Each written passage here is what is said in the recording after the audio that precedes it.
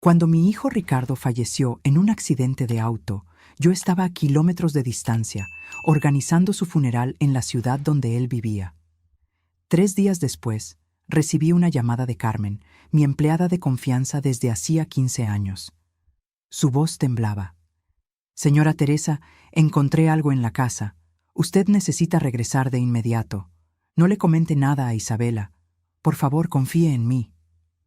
Cuando llegué a casa esa noche, encontré a Carmen esperando en la puerta con una expresión que jamás olvidaré. «Qué bueno que regresó», susurró, mirando nerviosamente a los lados. «Lo que descubrí va a cambiar todo lo que usted piensa sobre la muerte de Ricardo.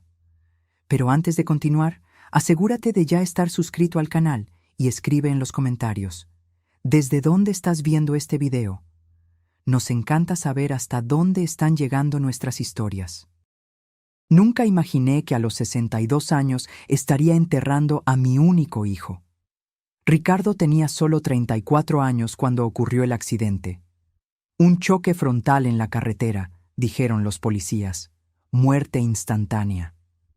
Esas palabras resonaban en mi cabeza mientras organizaba cada detalle del funeral en la pequeña ciudad de Guadalajara, donde se había mudado hacía 2 años para trabajar como arquitecto. Isabela, mi nuera, parecía devastada, o al menos era lo que yo pensaba en ese momento. Lloraba copiosamente durante el velorio, apoyada por sus padres, mientras yo permanecía en un estado de shock que me impedía incluso derramar lágrimas. La gente me miraba con lástima, diciendo que estaba siendo fuerte, pero la verdad es que mi cuerpo simplemente había desconectado todas las emociones como mecanismo de defensa. Durante los 3 días que pasé organizando el funeral, Isabela asumió el control de todo. «Déjelo en mis manos, Teresa», decía con esa voz suave que siempre usé. «Usted ya ha sufrido demasiado. Descanse». Y yo, demasiado exhausta para argumentar, dejaba que ella decidiera sobre flores, ataúd, obituario. Todo. Noté algo extraño solo una vez. El día anterior al entierro, oí a Isabela hablando por teléfono en el pasillo del hotel donde nos hospedábamos. «Sí, todo está saliendo según lo planeado», susurraba. «Unos días más y podremos seguir adelante». Cuando me vio, colgó rápidamente y explicó que estaba hablando con su jefe sobre su licencia del trabajo. En ese momento tuvo sentido. El funeral fue sencillo, como Ricardo hubiera querido. Amigos y colegas de trabajo asistieron, todos choqueados por la muerte repentina de alguien tan joven y lleno de vida. Isabela discursó sobre el esposo maravilloso que era, sobre los planes que tenían juntos, sobre el futuro que les fue robado. Yo apenas podía oírla. Cada palabra parecía venir de muy lejos, amortiguada por el dolor que me consumía por dentro. Después del entierro, Isabela sugirió que me quedara unos días más en la ciudad. «No regrese sola a esa casa tan grande, Teresa. Quédese aquí conmigo. Podemos consolarnos juntas». Pero yo necesitaba mi espacio, mi silencio, mis recuerdos. Agradecí amablemente y dije que regresaría a la Ciudad de México al día siguiente. Fue entonces, la noche anterior a mi partida, que recibí la llamada de Carmen. Ella trabajaba para mí desde hacía 15 años, desde que mi esposo Roberto falleció. Era más que una empleada, era prácticamente familia. Conocía cada rincón de nuestra casa, cada secreto, cada historia. Por eso, cuando oí el temblor en su voz, supe de inmediato que algo estaba terriblemente mal. «Señora Teresa», dijo titubeante, yo encontré algo en la casa, algo que usted necesita ver personalmente». Mi corazón se aceleró. «¿Qué encontraste, Carmen?» «No puedo hablar por teléfono, y por favor, no le comente nada a Isabela. Esto es muy serio». Intenté insistir, pero ella fue firme. Solo me imploró que regresara lo antes posible. Colgué el teléfono con las manos temblando. ¿Qué tipo de cosa podría haber encontrado Carmen que era tan urgente y que no podía ser compartida con Isabela? Mi mente comenzó a crear escenarios aterradores, cada uno peor que el anterior. Esa noche no pude dormir. Me quedé acostada en la cama del hotel, mirando al techo, tratando de entender lo que estaba sucediendo. Ricardo estaba muerto. Eso era un hecho. Yo había visto su cuerpo en el ataúd. Había tocado su mano fría una última vez antes de que cerraran la tapa. Entonces, ¿qué podría haber descubierto Carmen que cambiaría algo? A la mañana siguiente, cancelé mi boleto de autobús y alquilé un auto. Necesitaba llegar a casa lo más rápido posible. Isabela llamó durante mi viaje, preguntando si había llegado bien. Mentí. Dije que el autobús estaba retrasado. Algo me impedía contarle sobre la llamada de Carmen. Tal vez era instinto, o tal vez era solo el tono urgente en la voz de mi empleada lo que me hacía desconfiar de todo y de todos. El viaje de vuelta pareció durar una eternidad.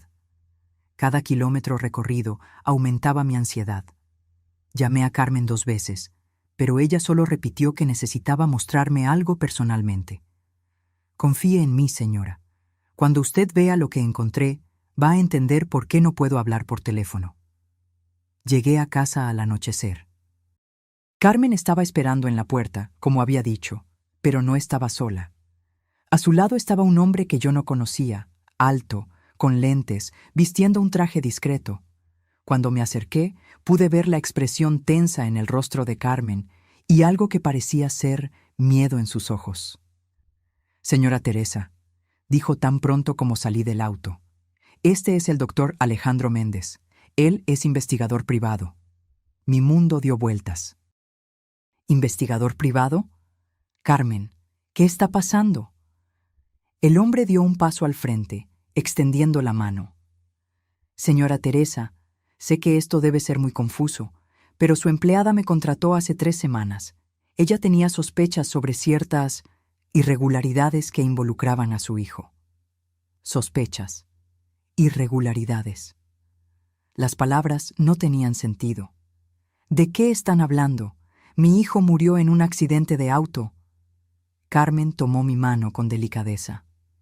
«Por favor, señora, pase. Tenemos mucho que mostrarle». Me senté en la sala de estar que conocía tan bien, pero que en ese momento parecía completamente extraña. Carmen trajo agua fresca y se sentó a mi lado, sosteniendo mi mano. El doctor Alejandro abrió una carpeta gruesa y comenzó a colocar documentos sobre la mesa de centro.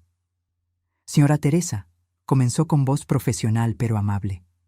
«Hace 3 semanas, Carmen me buscó porque venía notando comportamientos extraños en su nuera, Isabela. Me pidió que investigara discretamente». Miré a Carmen, aturdida. «¿Contrataste a un investigador? ¿Por qué?» Carmen suspiró profundamente. «Señora, yo no quería preocuparla sin tener certeza, pero en los últimos meses comencé a notar cosas. Isabela venía aquí cuando usted no estaba, revisando sus documentos, sus armarios. Una vez la encontré en su oficina, moviendo los cajones. Cuando le pregunté qué estaba haciendo, dijo que estaba buscando fotos antiguas de Ricardo para hacer un álbum de regalo». «¿Y cuál es el problema con eso?», pregunté, todavía sin entender. «El problema», continuó el doctor Alejandro, «es que Isabela no estaba buscando fotos, estaba buscando esto». Colocó frente a mí una copia del testamento de Ricardo. Mi corazón se congeló. «¿Cómo conseguiste esto?» «Isabela sacó copias aquí mismo, en su impresora». Carmen encontró los documentos olvidados en la bandeja. Tomé el papel con manos temblorosas. Era de hecho el testamento de Ricardo, elaborado 2 años atrás, justo después de su boda. En él le dejaba todo a Isabela, como era de esperar. Pero había anotaciones manuscritas en los márgenes, con la letra de Isabela, cálculos, valores, fechas. Ella estaba calculando cuánto heredaría, murmuré. «Pero eso no es un crimen, son casados». El doctor Alejandro tomó otro documento. «No, no es un crimen, pero esto aquí sí lo es». Era una póliza de seguro de vida. Un seguro que yo no sabía que existía, por el valor de 2 millones de pesos. Contratado 6 meses atrás. Beneficiaria, Isabela. Sentí como si me hubieran dado un puñetazo en el estómago. Ricardo nunca mencionó este seguro. Exactamente, dijo el investigador. Y hay más. Descubrimos que fue Isabela quien sugirió que él hiciera el seguro. Tenemos correos electrónicos entre ella y la corredora. Ella insistió mucho en el valor alto, diciendo que necesitaban protección en caso de que algo sucediera. Mi mente comenzó a trabajar frenéticamente. Pero fue un accidente. La policía dijo que fue un accidente. Carmen apretó mi mano. Fue lo que dijeron inicialmente, señora, pero cuando le conté al doctor Alejandro sobre el accidente y él comenzó a investigar, encontró algunas inconsistencias. El investigador abrió otra sección de la carpeta. El accidente ocurrió en una carretera poco transitada, tarde en la noche. Según el informe policial, Ricardo perdió el control del auto y colisionó frontalmente contra un árbol. No había otros testigos, no había otros vehículos involucrados. Sí, yo sé todo eso, dije, sintiendo que las lágrimas finalmente comenzaban a escurrir. ¿A dónde quiere llegar? Señora Teresa, fui hasta el lugar del accidente.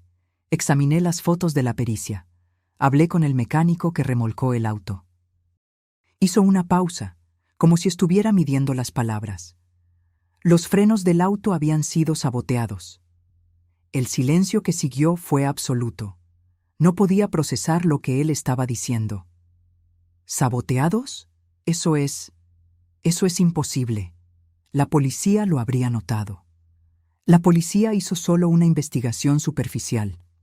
Fue catalogado como accidente, caso cerrado. Pero cuando le pagué al mecánico para hacer un análisis más detallado, él encontró cortes precisos en los cables de los frenos. No fue desgaste natural, fue deliberado. Me levanté bruscamente, sintiendo que el mundo giraba a mi alrededor. ¿Está diciendo que alguien mató a mi hijo? ¿Que no fue accidente? Estoy diciendo que hay evidencias muy fuertes de que los frenos fueron saboteados intencionalmente. Y considerando el seguro de vida recién contratado, considerando los cálculos que Isabela venía haciendo... No, grité. Isabela amaba a Ricardo. Ellos eran felices. Yo los veía juntos. No es posible. Carmen se levantó y me abrazó mientras yo finalmente me desmoronaba. Señora Teresa, yo tampoco quería creer. Por eso le pedí al doctor Alejandro que tuviera certeza absoluta antes de traerle esto a usted. Lloré en los brazos de Carmen como no había podido llorar desde que recibí la noticia de la muerte de Ricardo. Pero ahora no eran solo lágrimas de luto, eran lágrimas de rabia, de traición, de horror absoluto al pensar que la mujer que mi hijo amaba podría haberlo asesinado por dinero.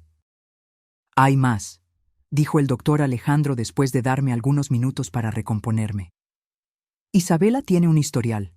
Este no es el primer seguro de vida significativo a su nombre. Me mostró documentos sobre el exnovio de Isabela, un hombre llamado Javier Ríos.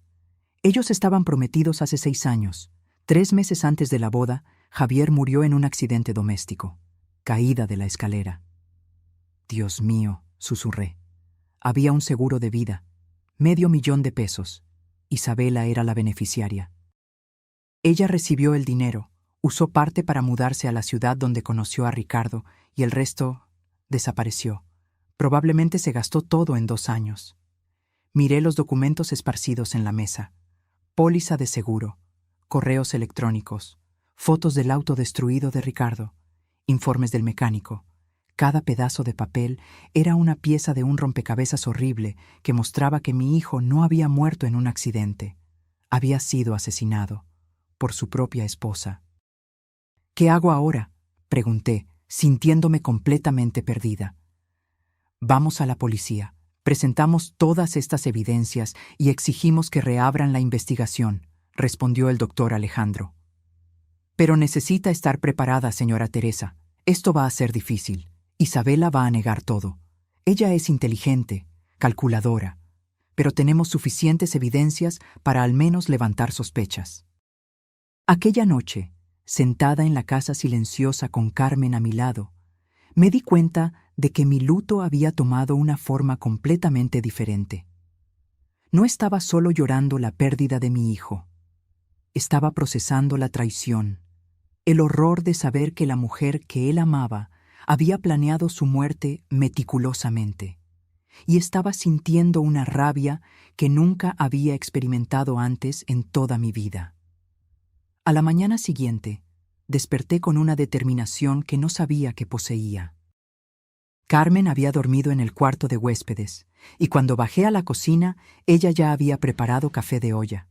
«¿Cómo está, señora?», preguntó con preocupación genuina en los ojos. «Furiosa», respondí honestamente, «y determinada a hacer que Isabela pague por lo que hizo». El doctor Alejandro llegó a las 9 de la mañana con más documentos. Nos sentamos en la sala y él explicó el siguiente paso. «Necesitamos ser estratégicos. Isabela no puede desconfiar de que sabemos algo. Si ella percibe que estamos investigando, puede huir o destruir evidencias». «¿Qué sugiere?», pregunté. «Continúe actuando normalmente. Si ella llama, sea amable, actúe como la suegra enlutada que ella espera que usted sea.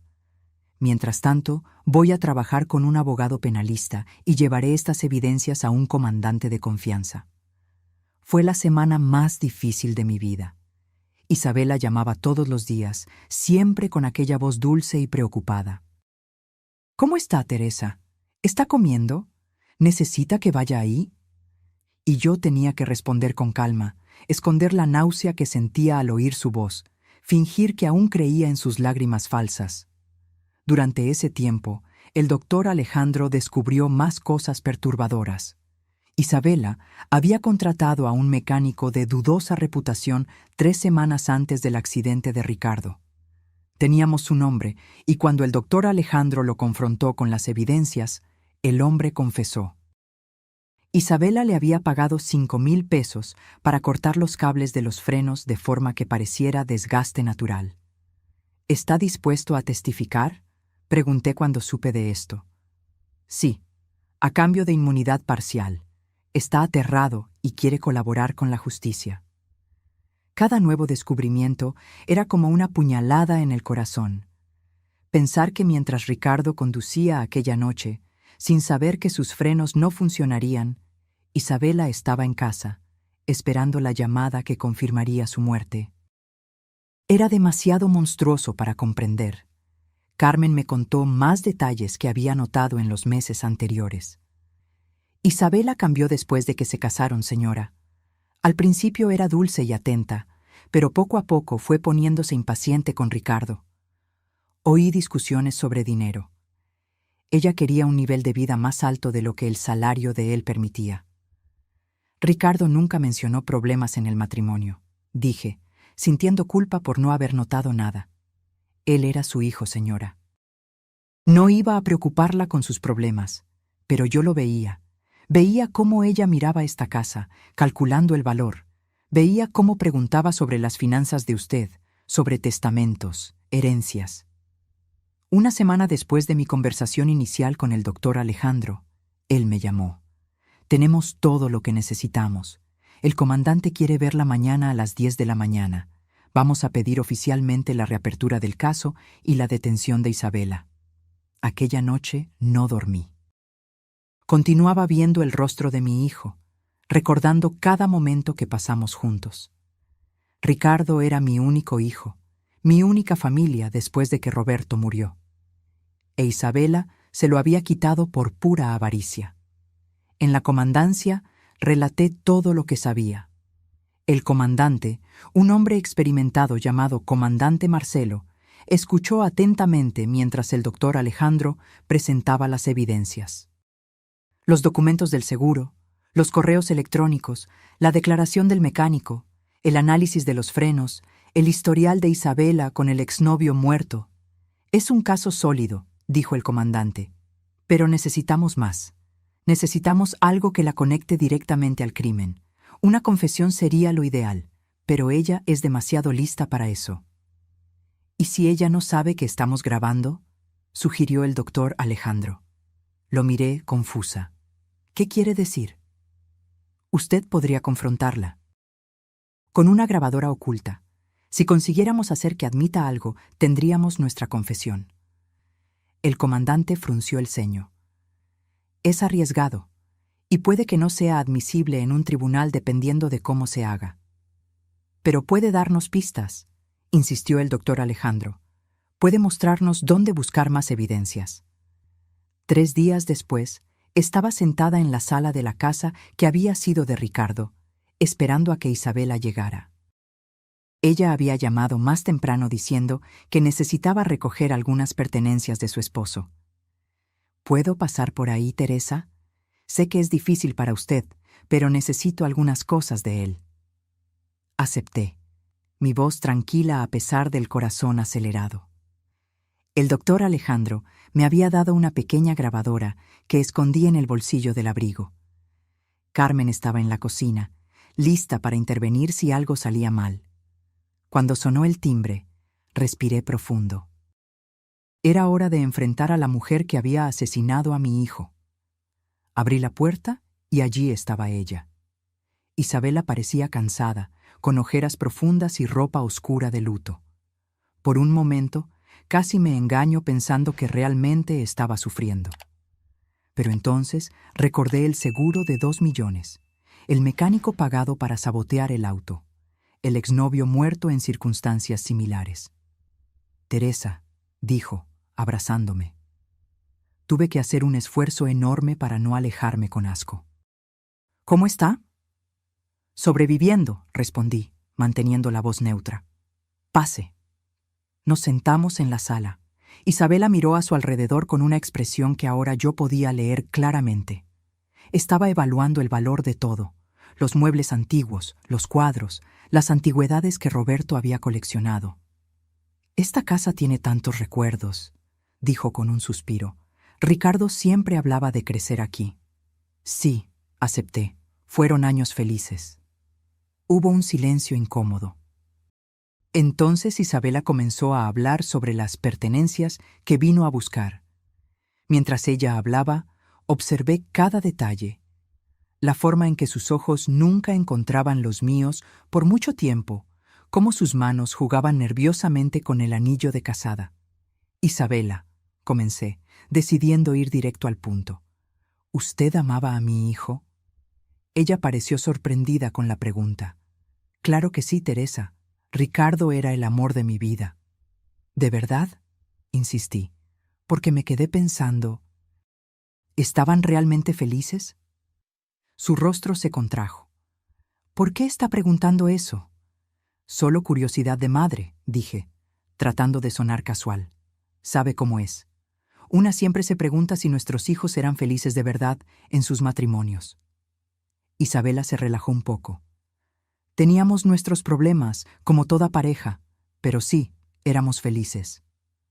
¿Qué tipo de problemas? Presioné gentilmente. Ella dudó. Bueno, dinero principalmente. Ricardo era más conservador con las finanzas.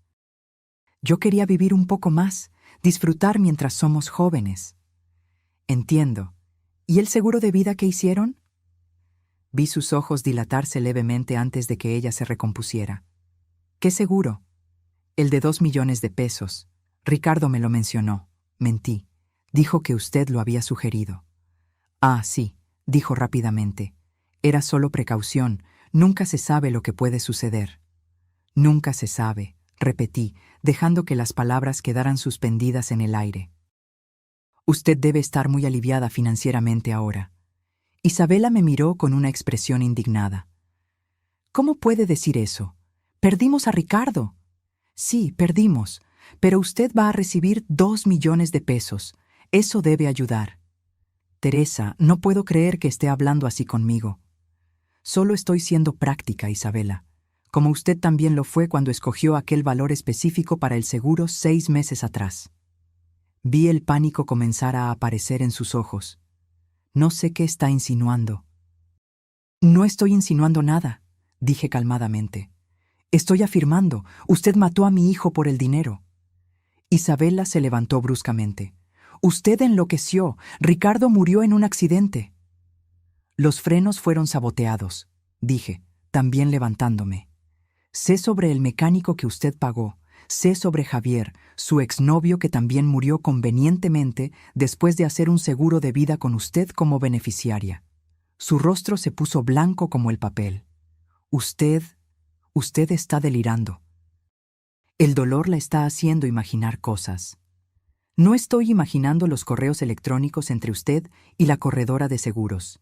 No estoy imaginando las anotaciones que usted hizo calculando cuánto heredaría. No estoy imaginando la declaración del mecánico. Isabela comenzó a caminar de un lado a otro, claramente desesperada. Usted no puede probar nada. Fue un accidente. La policía dijo que fue un accidente. La policía está reabriendo el caso, informé, con base en las nuevas evidencias que presenté. Fue entonces que algo en Isabela cambió. La máscara de esposa enlutada cayó completamente, y lo que vi fue pura frialdad calculadora. Evidencias circunstanciales, dijo, su voz ahora sin ninguna emoción. No prueban nada. Entonces, ¿por qué parece tan preocupada? Ella me miró por un largo momento. ¿Sabe cuál es su problema, Teresa? Usted siempre fue ingenua. Ricardo también lo era. Él creía en el amor verdadero, en construir un futuro juntos. Nunca se dio cuenta de que yo estaba solo esperando el momento correcto. Sentí como si me hubieran abofeteado. ¿Usted está confesando? ¿Confesando? Ella rió, un sonido sin humor.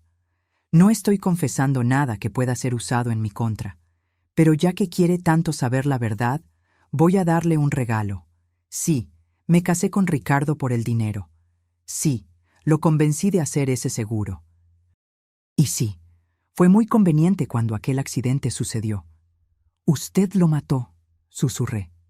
Yo no dije eso. Ella respondió cuidadosamente. Solo dije que fue conveniente. Los accidentes suceden, Teresa, especialmente con autos que tienen problemas mecánicos.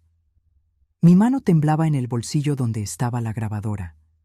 Cada palabra que salía de la boca de Isabela era una confesión velada, calculada para no ser demasiado explícita, pero clara lo suficiente para mí. ¿Cómo puede vivir con eso?, pregunté, genuinamente queriendo entender.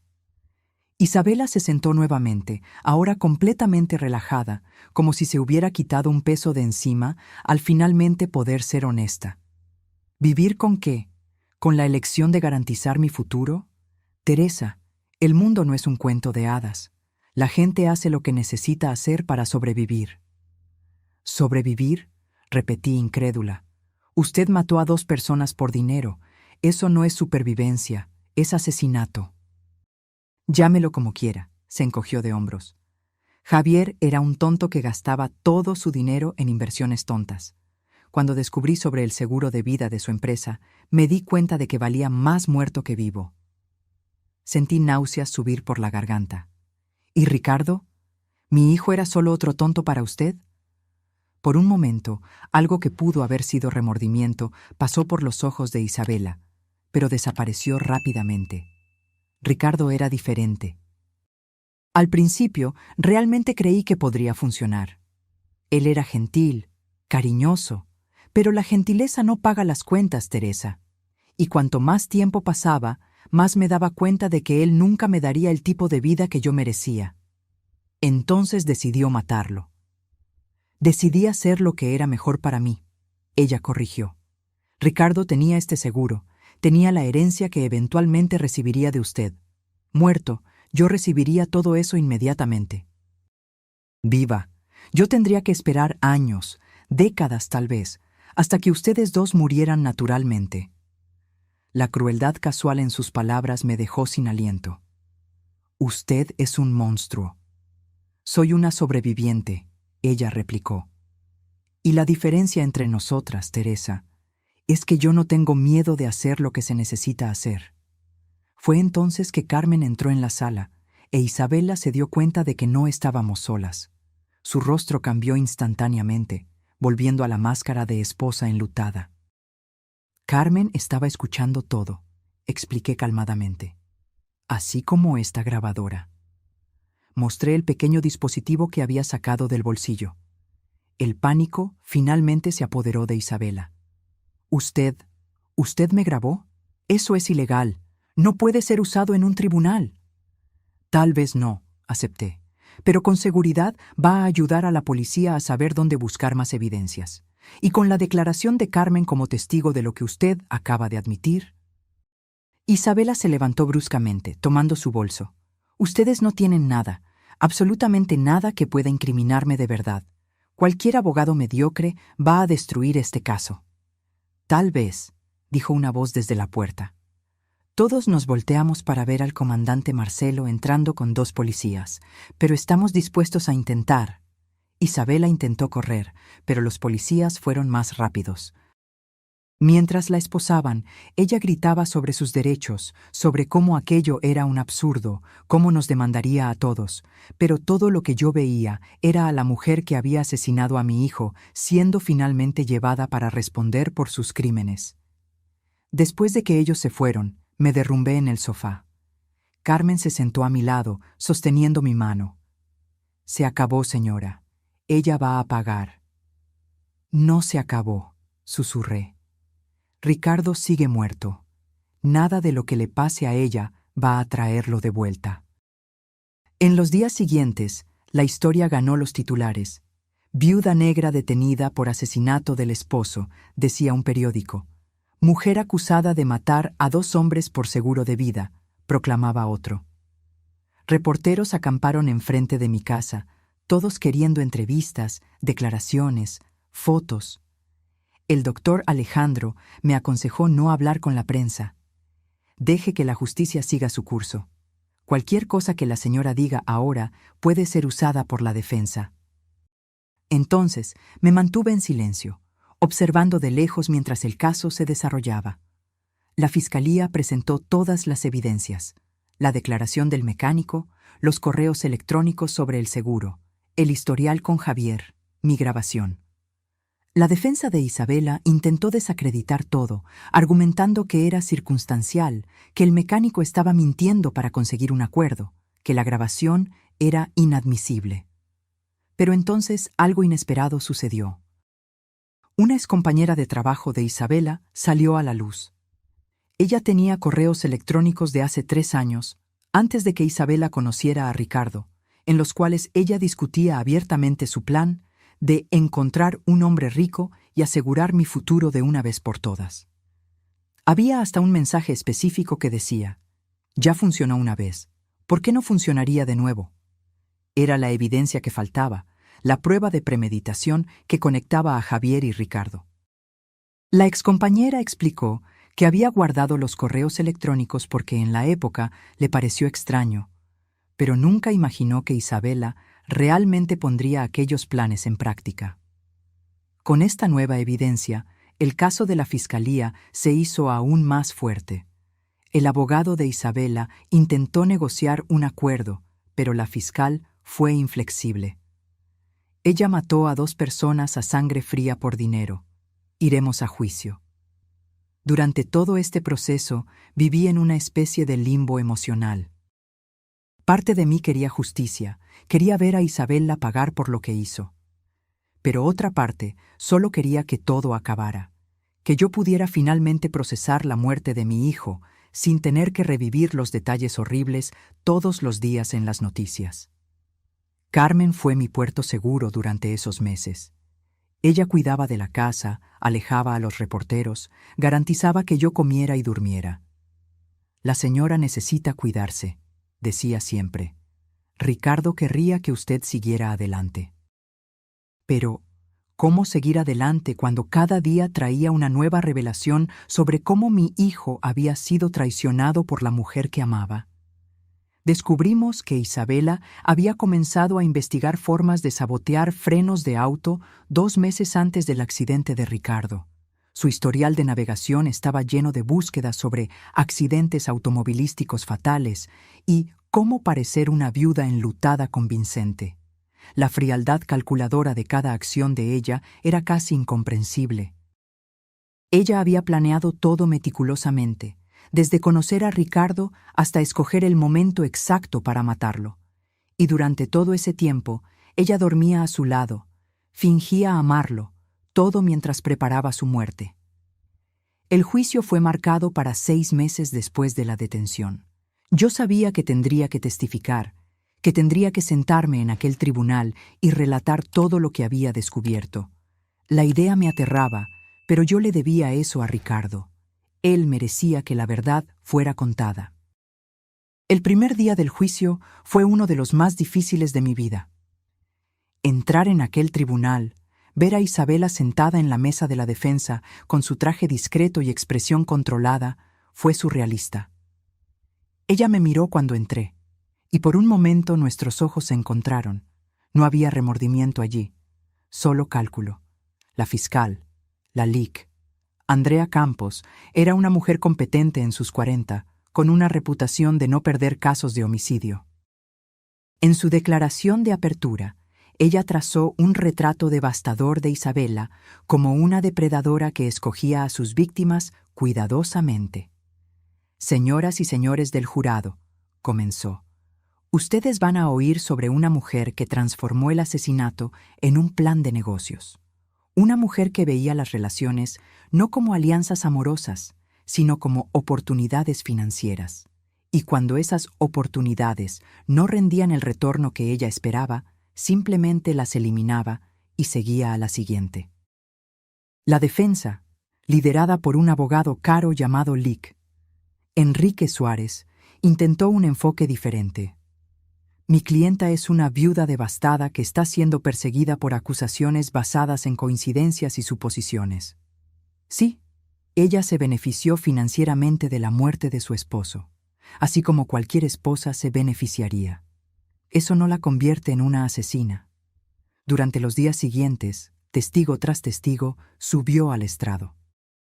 El mecánico que había saboteado los frenos testificó con voz temblorosa, explicando cómo Isabela lo había buscado con una historia sobre querer darle un susto a su esposo infiel. Él juró que no sabía que Ricardo moriría. Ella dijo que él solo se llevaría un susto, que los frenos fallarían a baja velocidad, explicó, lágrimas escurriendo por su rostro. «Ella me pagó 5,000 pesos y yo lo hice. No pensé que alguien moriría». La defensa intentó desacreditar al mecánico, sugiriendo que estaba mintiendo para conseguir una sentencia reducida. Pero cuando la fiscal presentó los mensajes de texto entre él e Isabela, combinando los detalles, quedó claro que él estaba diciendo la verdad. Después vino el investigador de seguros que había analizado el caso de Javier, el exnovio. Él explicó que en la época la muerte había sido clasificada como accidente doméstico. Pero cuando supimos sobre el caso del señor Ricardo, revisitamos el caso del señor Javier y encontramos inconsistencias que no habían sido investigadas adecuadamente. «¿Qué tipo de inconsistencias?», preguntó la fiscal. «La caída de la escalera sucedió cuando Javier estaba solo en casa. Isabela tenía coartada. Estaba en el trabajo. Pero descubrimos que ella tenía acceso a medicamentos sedantes a través de una amiga enfermera. Y encontramos rastros de esos sedantes en la sangre de Javier durante la autopsia original, pero en la época fue atribuido a medicinas que él tomaba para la ansiedad. ¿Y ahora?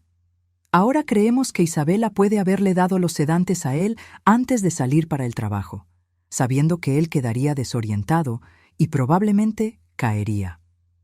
Fue un asesinato disfrazado de accidente, así como en el caso de Ricardo. Cuando llegó mi turno de testificar, subí al estrado con las piernas temblando. La fiscal fue gentil conmigo, guiándome a través de cada descubrimiento, desde la llamada de Carmen hasta la grabación con la confesión de Isabela. Cuando llegamos a la parte de la grabación, la fiscal la reprodujo para todo el tribunal. La voz de Isabela resonó por la sala. Javier era un tonto que gastaba todo su dinero en inversiones tontas. Cuando descubrí sobre el seguro de vida de su empresa, me di cuenta de que valía más muerto que vivo. Vi a varios miembros del jurado moverse incómodamente en sus sillas. La frialdad en la voz de Isabela era inconfundible. Pero fue durante el interrogatorio de la defensa que las cosas se pusieron realmente difíciles. El Lic. Enrique intentó hacerme admitir que yo estaba demasiado devastada por la pérdida de mi hijo para pensar claramente. «Señora, Teresa», comenzó con voz suave, ¿Usted no cree posible que en su estado de luto profundo usted pueda haber interpretado mal las acciones de mi clienta? No, respondí firmemente. Yo oí a Isabela admitir que mató a Javier. Oí que ella dijo que Ricardo valía más muerto que vivo. Pero ella nunca dijo explícitamente «yo maté a Ricardo», ¿verdad? Él presionó. No en esa grabación, admití. Pero el contexto... Contexto no es confesión, señora Teresa. Mi clienta estaba claramente perturbada, diciendo cosas sin pensar porque usted la estaba acusando injustamente. Ella no estaba perturbada, dije, sintiendo la rabia crecer. Ella estaba tranquila, calculadora, sabía exactamente lo que estaba diciendo. Después de mi testimonio, tuve que sentarme y observar mientras Isabela subía al estrado. Ella estaba preparada. Eso quedó claro inmediatamente. Ella lloró en los momentos correctos. Su voz se quebró cuando habló sobre el amor de su vida. Ella miró al jurado con ojos suplicantes. «Yo amaba a Ricardo más que a nada», dijo, su voz temblante. «Sí, teníamos problemas financieros. Sí, yo sugerí el seguro de vida porque quería protegernos. Pero nunca, jamás, yo le haría daño». «¿Y qué hay de las cosas que usted le dijo a su exsuegra?», preguntó la fiscal durante el interrogatorio cruzado. Yo estaba en shock, Isabela respondió. Teresa me confrontó con acusaciones horribles y yo reaccioné mal. Dije cosas que no eran verdad solo para provocarla porque estaba dolida de que ella pudiera pensar tan mal de mí. «Entonces, ¿usted niega que mató a Javier Ríos?»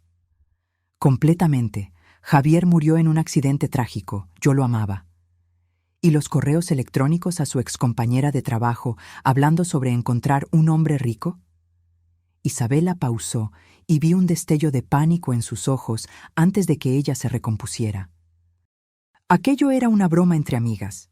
Toda mujer hace bromas sobre encontrar a alguien rico. No significa que yo realmente planeara algo. La fiscal pasó horas desmontando cada explicación, cada excusa. Ella presentó una línea de tiempo detallada mostrando cómo Isabela había investigado sobre accidentes de auto, cómo había contactado al mecánico, cómo había insistido en que Ricardo tomara aquella ruta específica la noche del accidente. El juicio se extendió por 3 semanas. Cada día traía nuevas revelaciones, nuevos detalles sobre la extensión de la traición de Isabela. Descubrimos que ella había abierto una cuenta bancaria secreta donde depositaba dinero retirado de las cuentas conjuntas con Ricardo sin el conocimiento de él.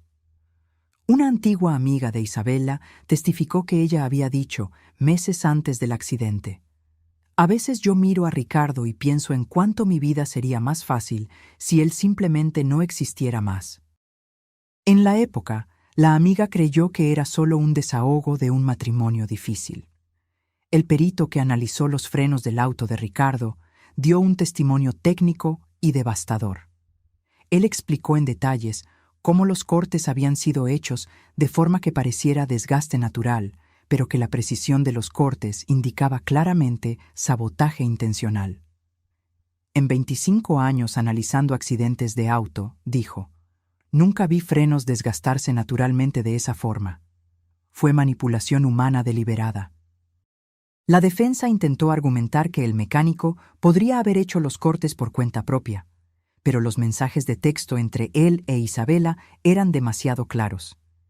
Ella había especificado exactamente dónde los cortes deberían ser hechos. Había enviado diagramas, había dado instrucciones precisas. Durante todo el juicio, observé a Isabela cuidadosamente. Cuando ella pensaba que nadie estaba mirando, su máscara se resbalaba. Vi irritación, tedio, hasta aburrimiento. Pero nunca vi remordimiento. Nunca vi tristeza genuina por la muerte de Ricardo. En el último día de testimonios, la fiscal hizo su declaración final. «Señoras y señores del jurado, este caso es sobre una mujer que veía a personas como medios para un fin. Javier Ríos era un medio para conseguir $500,000. Ricardo Oliveira era un medio para conseguir $2 millones. Y si no hubiera sido atrapada, con seguridad habría una tercera víctima, tal vez una cuarta. Ella pausó, mirando a cada miembro del jurado a los ojos. Isabela Acosta no es una esposa enlutada. Ella es una asesina en serie movida por la avaricia más pura, y ella necesita ser impedida antes de que haga otra víctima. La defensa, en su declaración final, intentó pintar a Isabela como una mujer incomprendida, víctima de circunstancias y de una suegra vengativa. Teresa Oliveira perdió a su hijo y necesita culpar a alguien. Es comprensible, pero comprensible no significa correcto. Las evidencias contra mi clienta son circunstanciales en el mejor de los casos, manipuladas en el peor. El jurado salió a deliberar un jueves por la tarde. Esperé en el pasillo con Carmen y el doctor Alejandro, cada minuto pareciendo una hora. Después de 6 horas, fuimos informados de que el jurado había parado para la noche y retomaría a la mañana siguiente. Aquella fue una de las noches más largas de mi vida. No pude dormir. Continuaba imaginando diferentes escenarios. ¿Y si el jurado no creyera en las evidencias? ¿Y si Isabela fuera considerada inocente? Ella quedaría libre para hacer otra víctima, y yo tendría que vivir sabiendo que la asesina de mi hijo estaba suelta. A la mañana siguiente, volvimos al tribunal. Después de 3 horas más de deliberación, finalmente recibimos la noticia. El jurado había llegado a un veredicto. Cuando entramos en la sala, mi corazón latía tan fuerte que pensé que todos podían oír. Isabela estaba sentada en la mesa de la defensa, sus manos entrelazadas, su expresión cuidadosamente neutra. El juez pidió que el jurado se pusiera de pie. En cuanto a la acusación de homicidio doloso calificado en la muerte de Ricardo Oliveira, ¿cuál es el veredicto? El portavoz del jurado, un hombre de mediana edad con lentes, miró directamente a Isabela. Culpable, señoría. Sentí como si pudiera finalmente respirar por primera vez en meses. Isabela palideció, pero mantuvo la compostura. Su abogado inmediatamente comenzó a hablar sobre apelación. En cuanto a la acusación de homicidio doloso calificado en la muerte de Javier Ríos, ¿cuál es el veredicto? Culpable, señoría.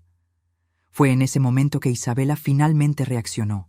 Ella se levantó bruscamente, volteándose hacia el jurado. «¡Ustedes cometieron un error!», ella gritó. «Yo no hice nada.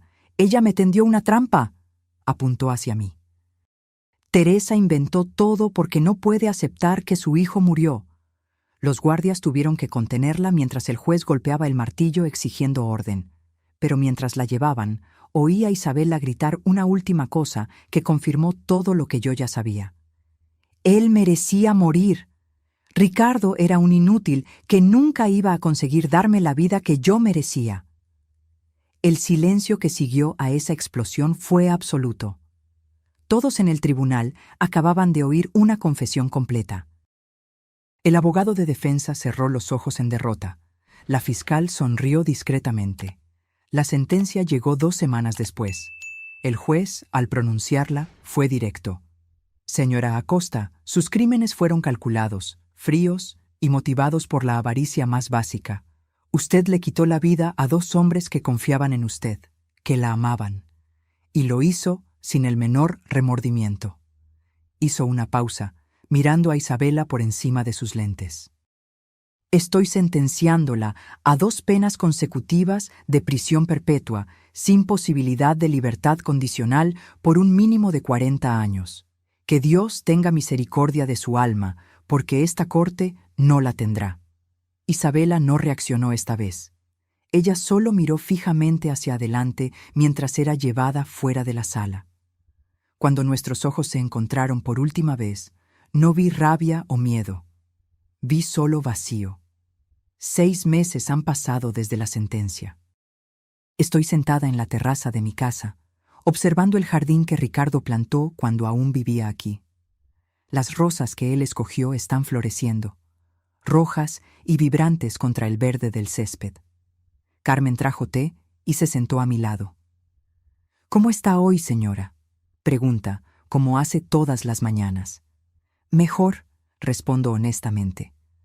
«Algunos días son más difíciles que otros, pero estoy mejor». La verdad es que el dolor nunca se va completamente.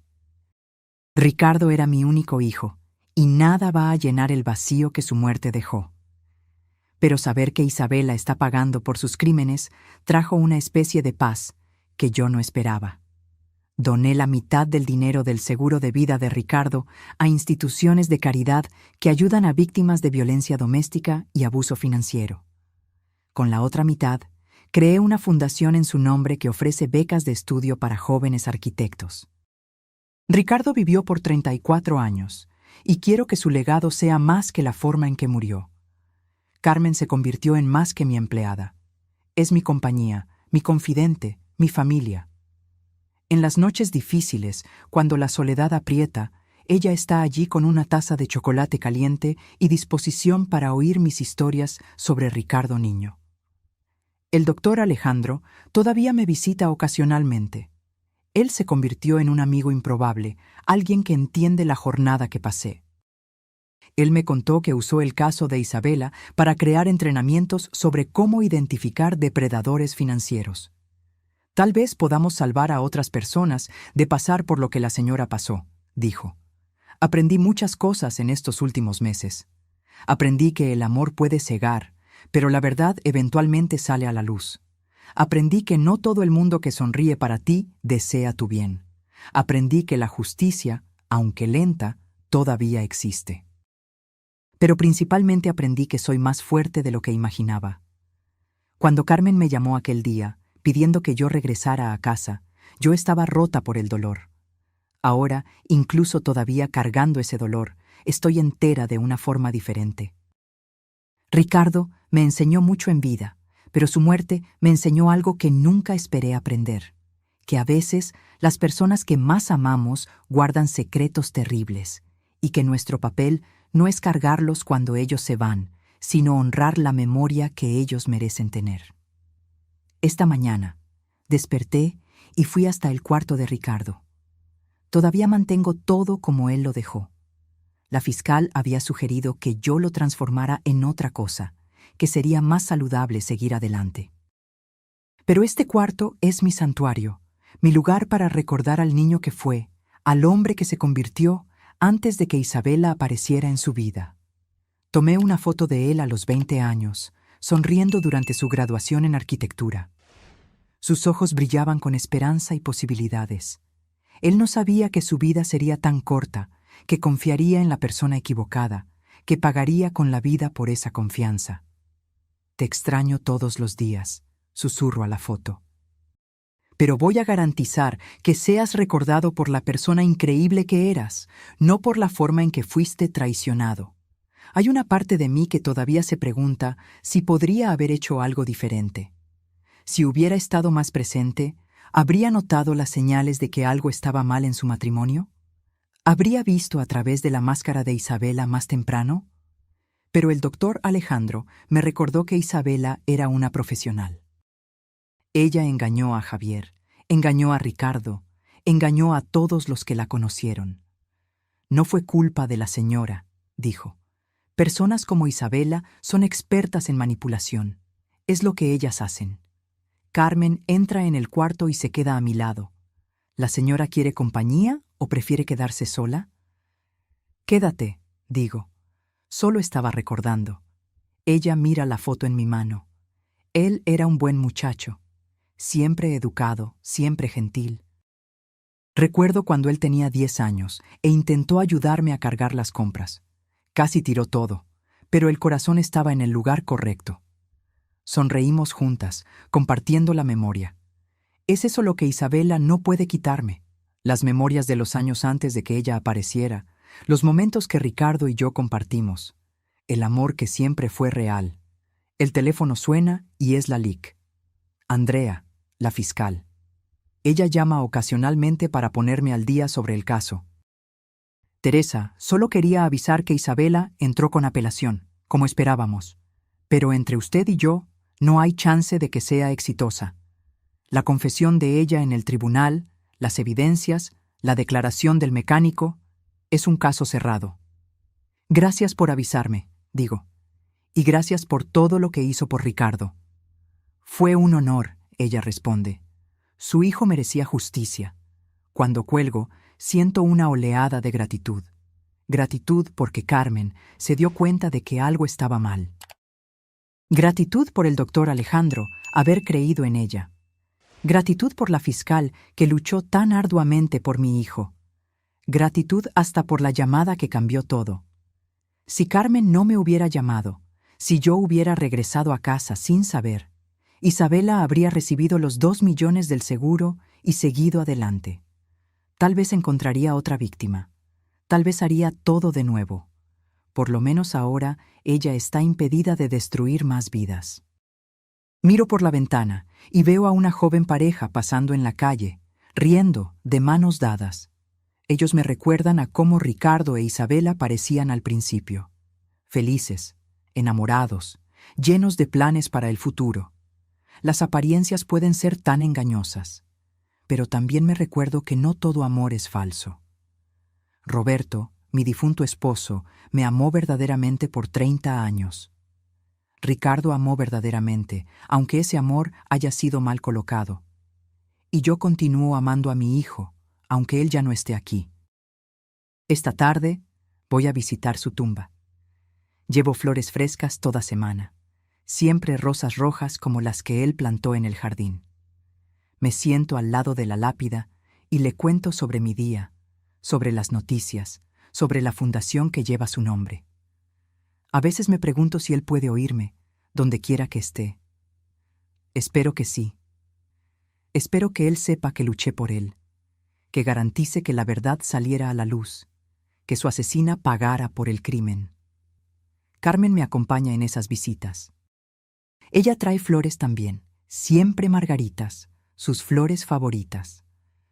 Para el muchacho que siempre fue gentil conmigo, dice. Mientras el sol se pone, regreso a casa. La casa parece menos vacía ahora. Todavía hay momentos de soledad profunda, pero también hay momentos de paz. Momentos en que puedo recordar a Ricardo y sonreír en vez de solo llorar. La jornada del dolor no tiene un fin definitivo. Ella se transforma, evoluciona, se convierte en parte de quien eres. Soy Teresa Oliveira, madre de Ricardo, viuda de Roberto, sobreviviente de una traición que casi me destruyó. Pero soy también una mujer que se rehusó a dejar el asesinato de su hijo impune. Una mujer que tuvo el coraje de enfrentar la verdad, por más dolorosa que fuera. Una mujer que transformó tragedia en propósito. La Fundación Ricardo Oliveira ya concedió 3 becas de estudio. Conocí a los jóvenes arquitectos que las recibieron. Vi la misma pasión en los ojos de ellos que vi en los ojos de mi hijo. Y en esos momentos siento que Ricardo todavía está aquí, viviendo a través del bien que podemos hacer en su nombre. Esta noche, antes de dormir, miro la foto de Ricardo en mi mesita de noche. Buenas noches, mi hijo. Susurro, como hacía cuando él era niño. Donde quiera que estés, sabe que eres amado. Siempre lo fuiste, siempre lo serás. Y por primera vez en mucho tiempo, duermo en paz. Ahora, si te gustó esta historia, haz clic en suscribirse y dime en los comentarios, ¿cuál parte te dejó con la boca abierta? Y no olvides hacerte miembro para tener acceso a videos exclusivos que no publico aquí. Te espero allá.